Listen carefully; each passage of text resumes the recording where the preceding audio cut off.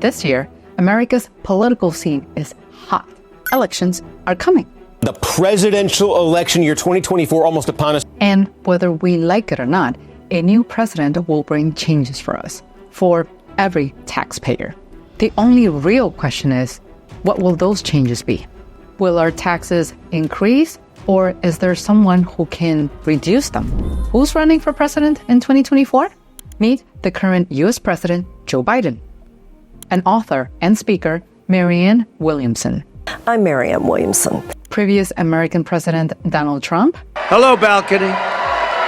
We also have 3 independent candidates so far. The nephew of former President John Kennedy, brother Francis Kennedy Jr. And finally, we declare independence from the 2 political parties. An American philosopher and political activist, Cornel West. My name is Cornel West. I'm professor of the practice of public philosophy. And a physician and activist, Jill Stein. I'm Jill Stein, and I'm running for president to offer that choice for the people. Each of them has their own plan for the future of the United States, and their programs will influence pretty much all aspects of our lives: education, infrastructure, social benefits, labor market, housing, and of course, our pockets. The last one could be the hottest topic. In today's episode, I'll break down how every candidate could change the U.S. tax system in simple terms. So, there are 4 main tax categories: individual income taxes, business taxes, capital gains and dividend taxes, and of course, credit, deductions, and exemptions. Until now, independent candidates Cornel West and Jill Stein don't have their programs. So we'll compare what Biden, Trump, Kennedy, and Williamson have to say. First, let's take a look at the individual income taxes that definitely influence everyone. What do our candidates offer? Joe Biden proposes raising taxes for those earning over $400,000 yearly, or $450,000 for married couples. This includes increasing the highest tax bracket from 35% and 37% to 39.6%. Another suggestion for those earning over $400,000 is increasing the net investment income tax and the Medicare tax to 5%. For those who are not aware, the Medicare tax is a federal employment tax that funds the insurance program.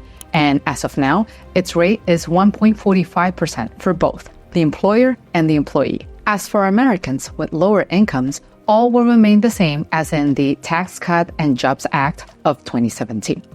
Still, many tax cuts, especially income-related, will expire in 2025. But it seems like Biden wants to stick to this plan even after. At least, that's what Treasury Secretary Janet Yellen said. She noted that if President Biden gets reelected, he plans to keep tax cuts for people making less than $400,000 per year. Okay, what do the other candidates have to offer? Trump plans to keep tax cuts from the 2017 Tax Cut and Job Act even after it expires. What is this all about? Well, Donald Trump wants to maintain the tax cuts he made in 2017 if he becomes president again. As mentioned above, this law is about to expire. So he plans to leave tax cuts as they are. He also wants to make things cheaper for Americans by having stronger tariffs and fewer tax rules. Okay, and what Marianne Williamson plans to do? Well, she wants to protect middle-income Americans from tax hikes. How? By stopping Trump's 2017 tax cuts for corporations and the wealthy. Let's move into the next section, business taxes. Here, Biden said he wants to increase the corporate income tax rate to 28% and raise the global intangible low-tax income rate up to 21%. This is also known as GILTI, and is a tax that the U.S. applies to the profits of foreign companies that are mainly owned by Americans. To qualify for GILTI, they must have more than 50% ownership by American residents. So, this tax ensures that owners pay taxes on the profit they earn from foreign businesses they control. Also, Biden wants to grow taxes for the fossil fuel industry and repeal the reduced tax rate on foreign-derived intangible income, or FDII. FDII comes from important intangible assets like patents, trademarks, and copyrights held in the U.S. The Tax Cuts and Jobs Act taxes FDII at a reduced rate.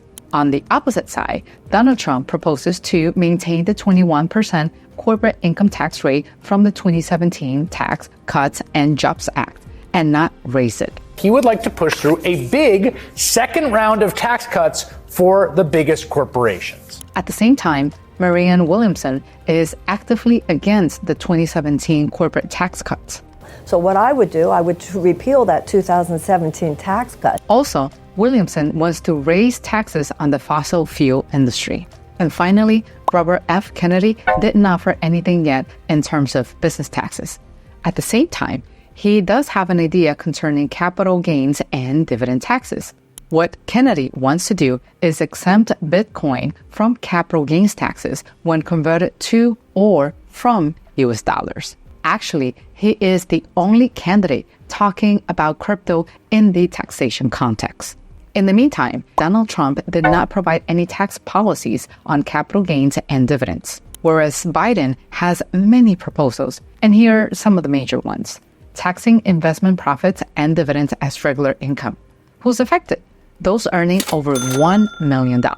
Taxing unrealized investment gains when someone dies, but only in cases where their assets are over $5 million or $10 million for couples. Finally, Williamson promises to make tax carried interest as ordinary income and impose a fee on financial transactions. And now, let's talk about tax changes related to credit, deductions, and exemptions. Donald Trump, Marianne Williamson, and Robert F. Kennedy didn't present any updates here. Meanwhile, Joe Biden wants to make the child tax credit fully refundable on a permanent basis, increase the child tax credit to $3,600 for young children and $3,000 for older children, raise the earned income tax credit for workers without children, and expand premium tax credit permanently.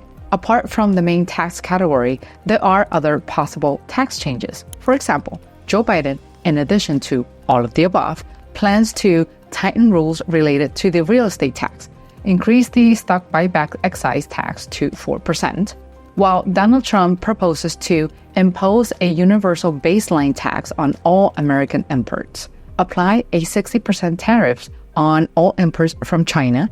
Marianne Williamson proposes to raise the real estate tax.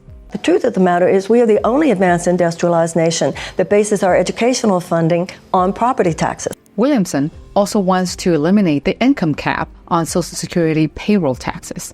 As for Robert F. Kennedy, he didn't propose any additional tax policies yet. Overall, as you can see, there are a lot of changes offered to the tax systems. But here's an important thing. Even if the candidates win, it doesn't mean they will implement everything they want. Why? First of all, presidential terms only last 4 years, which is a very short period. Often, there isn't enough time to bring all of the reforms into action or see the results.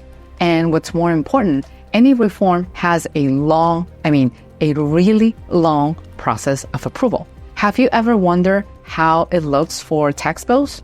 Let's look into how new tax laws are created. First, the tax bill is initiated in the House of Representatives. Then it goes to a particular group called the Ways and Means Committee. The people in this group work together to plan for the new tax law. After they agree on a plan, it goes back to the House of Representatives for discussion. They can change some parts if they want before they vote on it. Next, the bill goes to the Senate. There, a group called the Finance Committee checks the plan and might change some parts of it. Then, everyone in the Senate gets to vote on it. If they like the plan, it goes to a special team of people from both the House of Representatives and the Senate. This team tries to make one final plan that everyone can agree on. After they decide, the plan goes back to both the House of Representatives and the Senate for a last vote. If both of them say yes, it goes to the president. Then the president can say yes and sign it into law, or say no and stop it, which is called a veto. But even if the president declines a bill, Congress can try to push it again. They need a lot of votes, but if enough people agree, this bill can become a law. So yeah, approving new tax law is a super long process, as you can see. It involves tons of negotiations and debates, and can take months or even years. Plus, there are so many things that can influence whether a tax bill will be approved or not, like the economic situation in the country, public opinion, media attention, global economic outlooks. And the last one, it's more important than many people think, especially in 2024, because the situation around the world will be, well, pretty turbulent. Why? This year, something big is happening around the world. Just imagine, 64 countries will hold elections in 1 year. It is an absolute historical record. Almost half of the global population will vote in 2024. Some countries will choose presidents, while others will choose their government. Although this is impressive, you might wonder, why should we in the US care? Because election means changes. Those who were our friends yesterday can become enemies tomorrow, while the biggest rival can choose diplomacy over conflict. And the world is globalized, so this will influence us as well. And our tax changes will also depend on the results of the elections worldwide. So what are some of the most important elections you should follow? This year, people will vote in Mexico, the Dominican Republic, Venezuela, Uruguay, Panama, El Salvador, and Haiti. El Salvador, for example, has already chosen its head of state, Nayib Bukele, who won by a large margin. Meanwhile, Mexico could make history by electing its first female president. Claudia Sheinbaum has gained a lot of popularity in the last few years.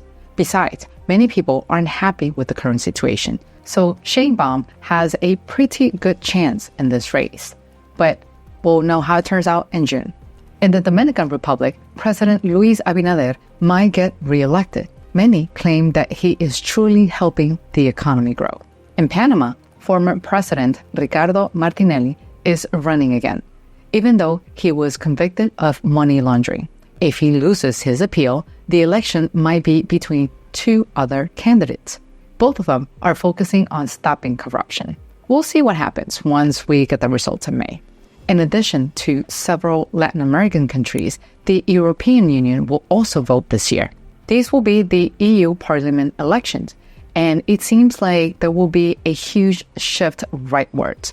Radical right-wing parties can gain more votes and seats, while center-left and environmentally focused parties may lose much support across the European Union. In some countries, like Austria, Belgium, and Italy, the Populist Party are expected to do exceptionally well.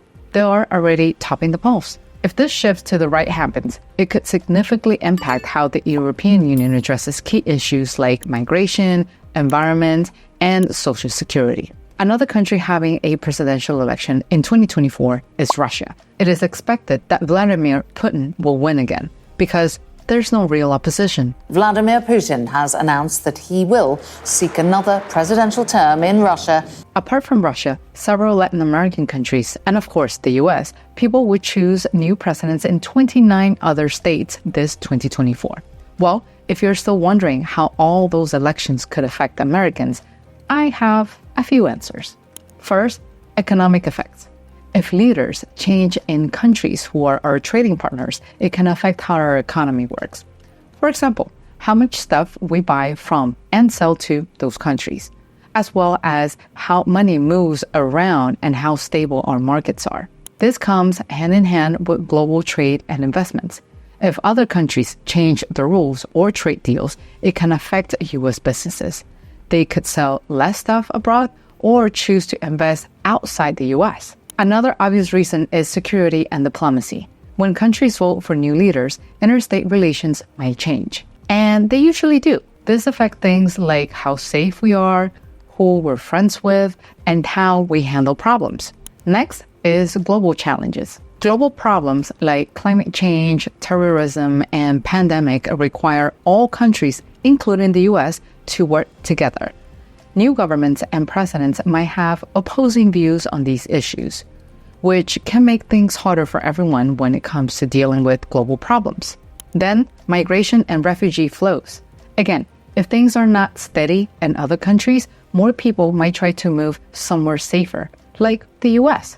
This could change how Americans deal with immigration. And finally, ideological shift. New leaders might have new ideas and beliefs, and they will affect how countries are run, how people's rights are treated, and what regimes are prevailing. So this year is going to be hot for many countries. The U.S. presidential election will take place in November of this year. That's when we'll know how our taxes will change. What do you think? Who do you think will win in the upcoming elections? Let me know down in the comments, and I'll see you in the next video. Take care. Bye-bye.